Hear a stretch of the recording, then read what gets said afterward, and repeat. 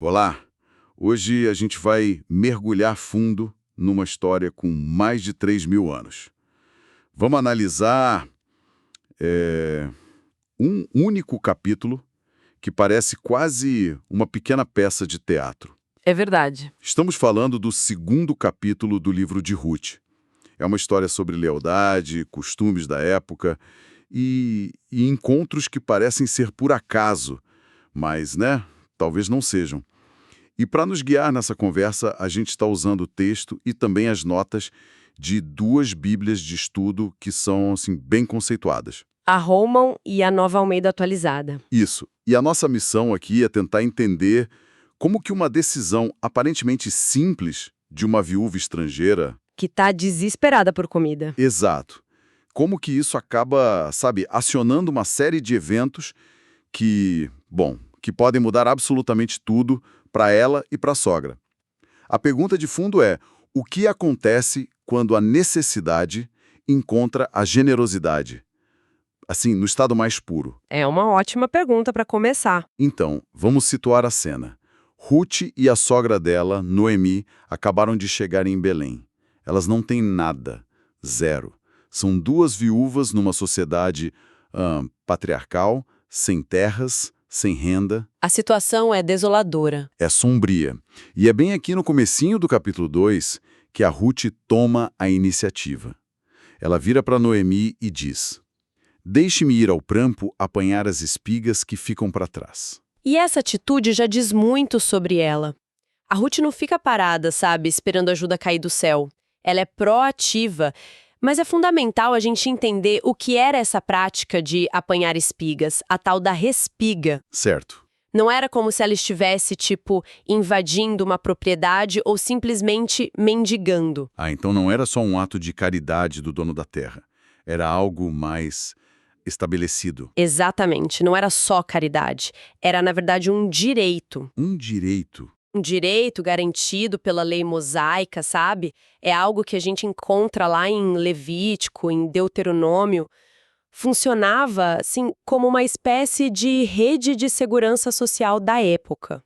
Que interessante. A lei ordenava que os donos das terras não colhessem absolutamente tudo.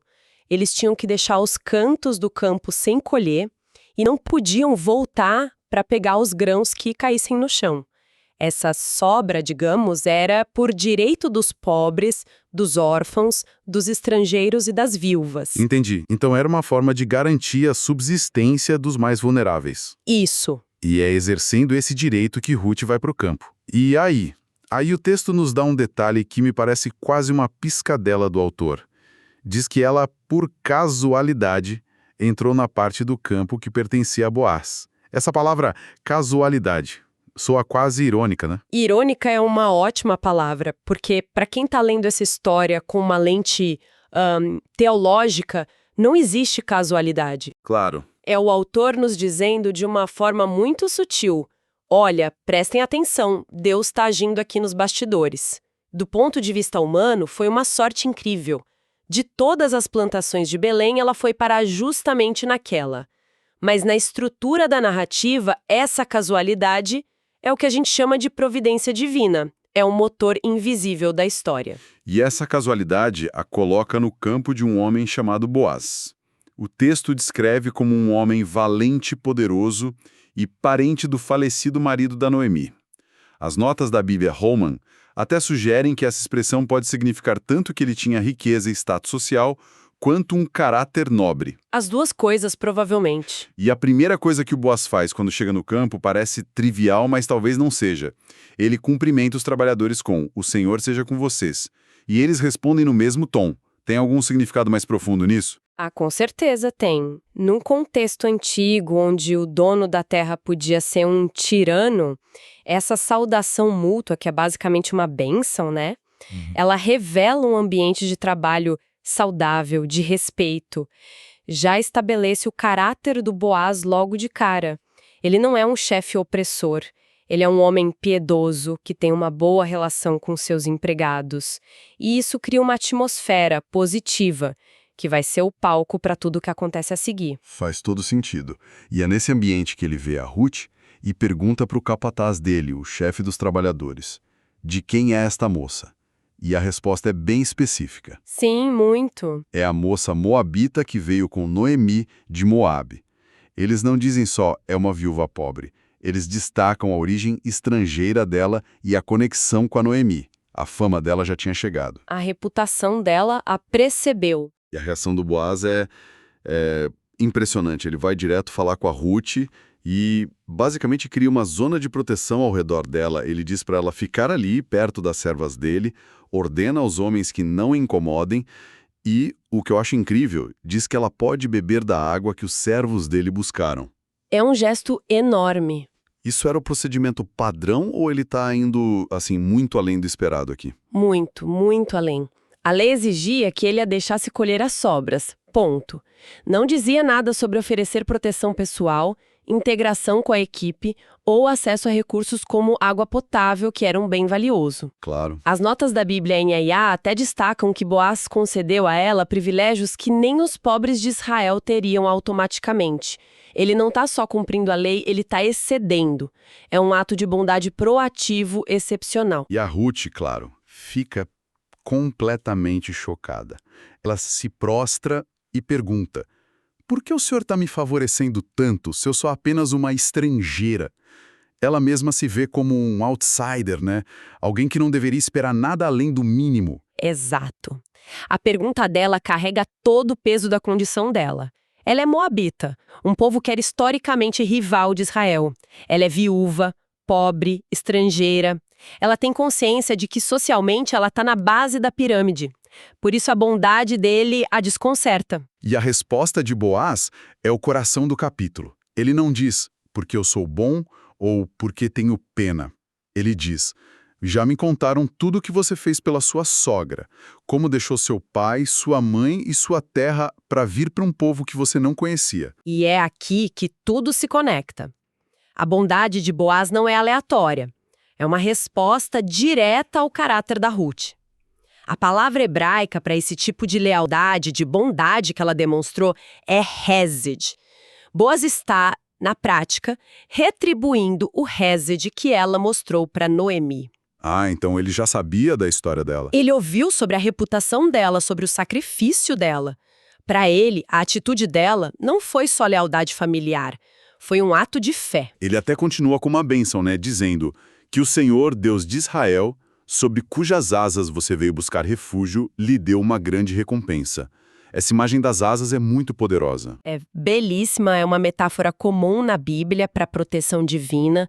Boaz interpreta a vinda de Ruth para Israel não como uma simples migração, mas como uma busca por refúgio espiritual. Ele reconhece que ela depositou sua confiança no Deus de Israel e ele abençoa essa fé. A ideia de recompensa que ele menciona se torna o grande tema que a história vai explorar a partir de agora. E a generosidade continua. Na hora da refeição, ele a convida para comer com os trabalhadores. Um gesto de inclusão social tremendo. Mas o que vem depois é ainda mais sutil e, para mim, mais impressionante. Quando ela volta a trabalhar, Boaz chama seus homens e lhes dá instruções secretas. Sim, e ele diz duas coisas.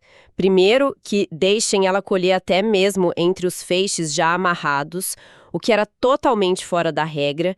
E a segunda, que é a mais genial. Qual é? Deixem cair de propósito alguns punhados para ela. Isso é incrível. É o equivalente antigo de, sei lá, deixar cair uma nota de R$50 perto de alguém que você sabe que está precisando, mas sem que a pessoa perceba que foi intencional. Exato. Preserva totalmente a dignidade dela. Ela vai achar que teve um dia de sorte espetacular ou que foi muito eficiente, sem se sentir como um projeto de caridade. É exatamente essa ideia. É uma generosidade de bastidores. Boaz não quer os aplausos. Ele quer o bem-estar dela. Ele manipula a situação para que ela tenha sucesso e abundância, mas de uma forma que a capacita, em vez de diminuí-la. Ele não está apenas seguindo a lei. Ele está usando sua criatividade e seus recursos para ir muito além dela, de forma anônima. É um nível de bondade muito sofisticado. Muito. E o resultado, claro, é espetacular. Ruth volta para casa com uma quantidade de cevada que o texto chama de quase uma ifa. Para quem está nos ouvindo, o que significa uma ifa? Uma efa, segundo as notas da Oman, equivale a mais ou menos uns 15 quilos de grãos.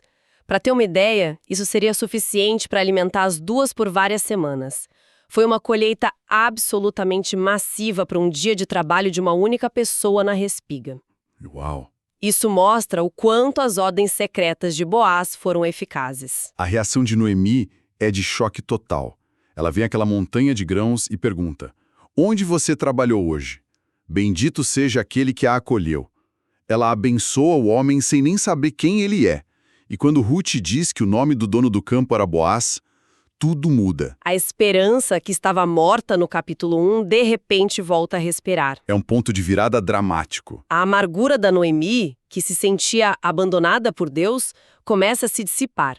Ela percebe que algo maior pode estar acontecendo ali. E aí vem a frase-chave. Noemi declara: esse homem é nosso parente chegado e um dos nossos resgatadores. Ok, a palavra resgatador soa muito importante. O que exatamente isso significa nesse contexto? Essa palavra, no hebraico goel, é um dos conceitos jurídicos e sociais mais importantes do Antigo Testamento. O goel, ou parente resgatador, era o parente homem mais próximo que tinha a responsabilidade legal e moral de proteger os interesses da família. Isso incluía várias obrigações. Várias.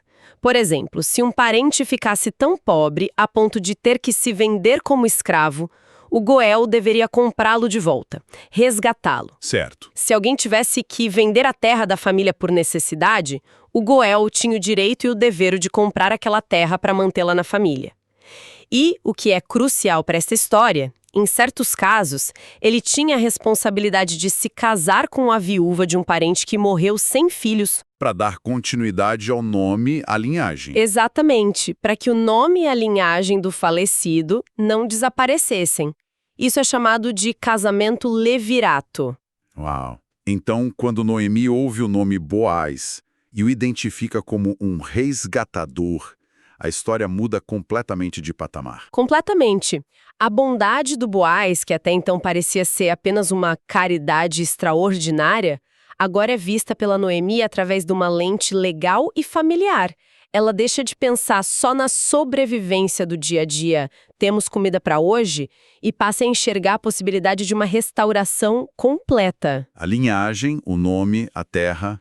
Tudo que parecia perdido com a morte do marido e dos filhos, agora tem uma chance de ser redimido.